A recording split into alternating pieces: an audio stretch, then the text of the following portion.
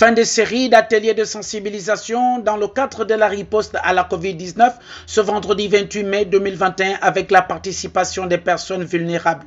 Initié par l'Organisation mondiale de la santé OMS, cet atelier avait pour objectif la formation des participants et le renforcement des connaissances sur le savoir-faire et savoir-agir contre la Covid-19. Les intéressés se disent être mieux outillés sur des informations liées à la pandémie, le coronavirus. Déjà, nous disons merci à l'Organisation mondiale de la santé, siège régional du Gabon, car cette session de formation sur les gestes de la Covid-19 et tous les a priori que nous avions avant cette formation vient encore nous éclairer une fois de plus, simplement parce que nous avions beaucoup d'incompréhension par rapport à la Covid-19. Et aujourd'hui, cette session de formation nous a permis de mieux comprendre ce que la Covid-19 et comment éviter justement de transmettre la maladie aux autres et de respecter une fois de plus et mieux les gestes barrières édictés par le gouvernement. Comment se laver les mains à base de l'eau et du savon ou par solution hydroalcoolique, sans oublier la démonstration comment enlever ou porter son masque. Une formation riche en échanges du donner et du recevoir. Les participants se feront la tâche de bien relayer des informations reçues par des représentants de l'OMS Gabon auprès de leur entourage. La chose à faire, c'est que au niveau de mon association, je vais réunir les membres pour pouvoir justement relayer tout ce que nous avons reçu comme information par rapport à la Covid. Tout ce qu'on a reçu comme information que l'OMS nous a transmis pour que nos membres sachent comment se protéger, protéger leur famille, se protéger eux-mêmes du Covid et les informer par rapport au Covid, qu'est-ce que c'est le Covid et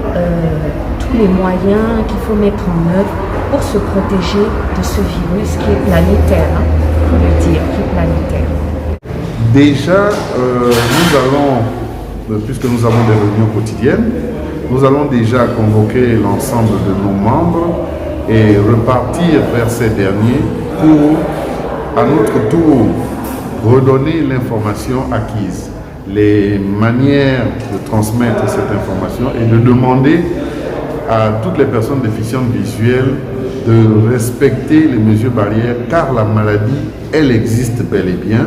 et afin d'éviter que nous ne puissions être malades, de respecter les mesures barrières et surtout les nouveaux gestes que nous avons appris encore de l'OMS. Suite à leur handicap, ils n'ont pas manqué d'attirer l'attention des plus hautes autorités du pays. Nous le vivons plus ou moins difficilement parce que nous n'avons pas été accompagnés par le gouvernement concernant les gestes barrières, concernant les gels hydroalcooliques, les savonnettes, les gels,